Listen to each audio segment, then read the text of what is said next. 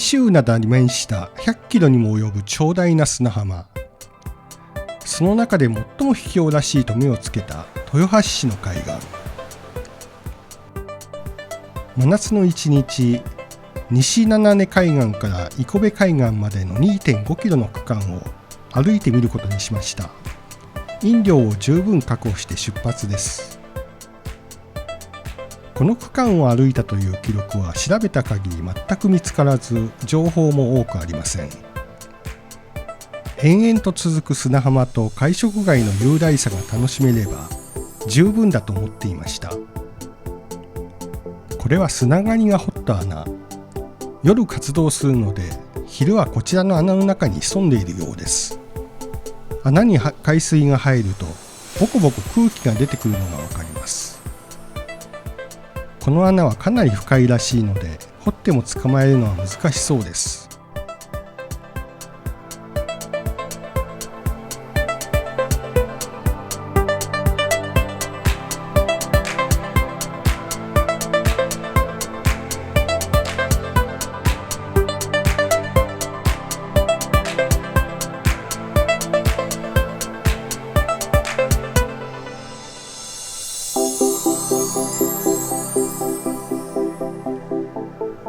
砂浜は波打ち際を歩くのが一番歩きやすいですよね。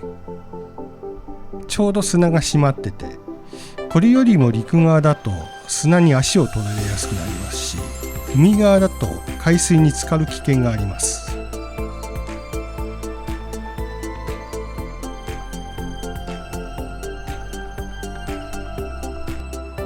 クサフグのようです。勢い余って砂浜に乗り上げてしまったようです。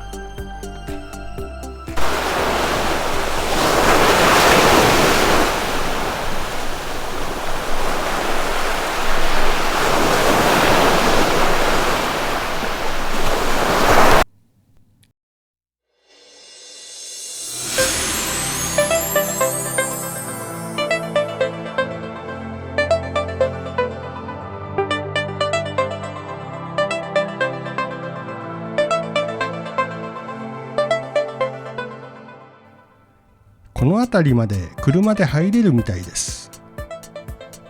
釣り人が若干1名。キス釣りでしょうか。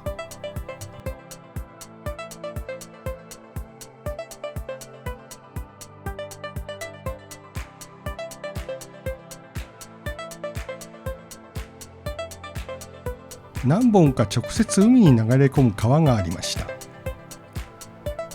水は砂浜を伝っていくうちに染み込んで細ります。ですのでこのような川を渡るコツは、海に近い波をかぶるギリギリのところを波が引いたタイミングで一気に駆け抜けて横断することです。この川は砂浜の途中で完全に砂に吸収されて途切れてしまっていました。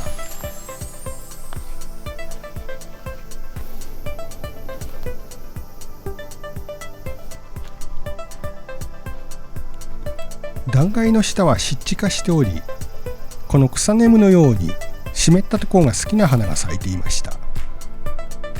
こちらは工房麦の芽株。立派な実がなっていますね。砂の流出を根で守っているそうです。波と戯れる二人組の少年の沖合に見える棒状の構造物はちょっと見えにくいですけれども離岸堤らしいです。砂の流出を防ぐために海水面の下に堤防が作られているとのことです。あ、なんだっけこの花。昔沖縄かどっかの海岸で見たことがあるなぁと考えていて思い出しました。軍配飛龍顔だ。後日調べて分かったのですが、愛知県で発見された最初の株らしいです。私が訪問した1ヶ月後ぐらいに地元紙が報道していました。北限が20年ぐらい前までは宮崎県と言われていたのがどんどん北上してきているそうです。ただ結実して越冬して初めて自生地として認められるそうです。越冬したかどうか情報をお持ちの方がいらっしゃればぜひコメントをいただければと思います。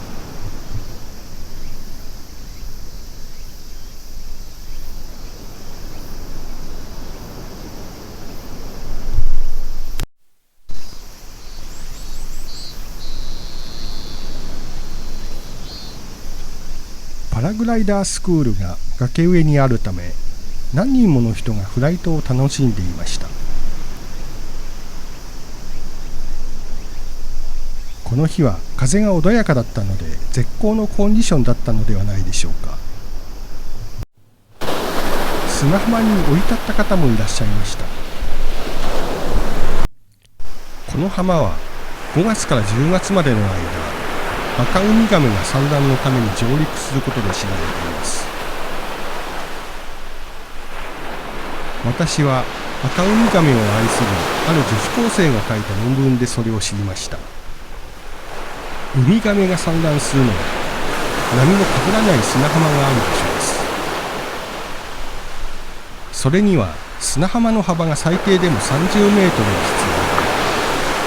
要で、消波ブロックなどウミガメの歩行を遮る構造物が置かれていないことが条件であっています。遠州灘の砂浜は100キロに及ぶとはいえ、そのような場所はごく一部に限られるそうです。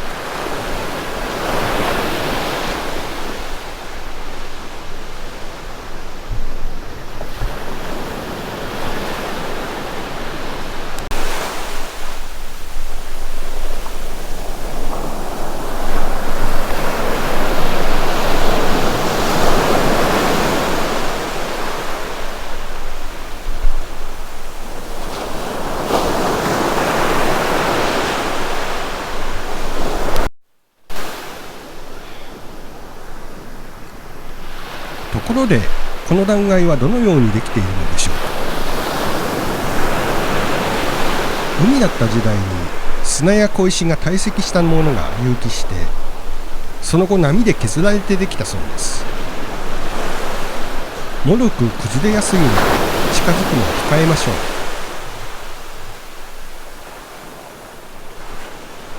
う。いよいよ終点の生部海岸に近づいてきました。人影が急に多くなりました。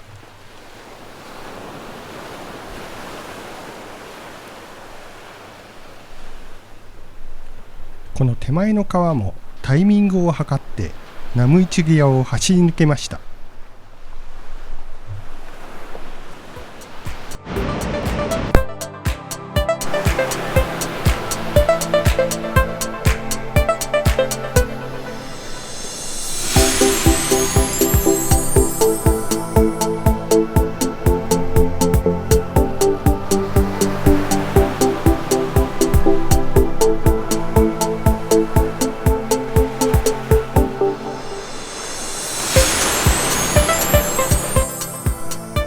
この生部海岸、かつてドラマのロケ地として少し有名になったため観光地になっています。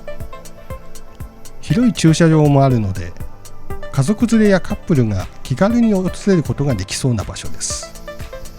平成11年夏、この付近で沖合に流された中学生5名の救助活動中、殉職された消防職員前澤光明氏の慰霊碑です。こちらはテレビドラマの記念モニュメント。雲をイメージしているようです。砂浜と断崖が延々と続く風景だけを期待してこの場所に訪問しました。海に自然のまま流れ込む川、悠々と空を舞うパラグライダーの勇姿、そして何よりも自生地北限を更新した軍配昼川の発見と充実した体験ができました。アクセスは決して良くはないですが、一度晴れた日に訪れてみて決して損はないと思います。心が洗われますよ。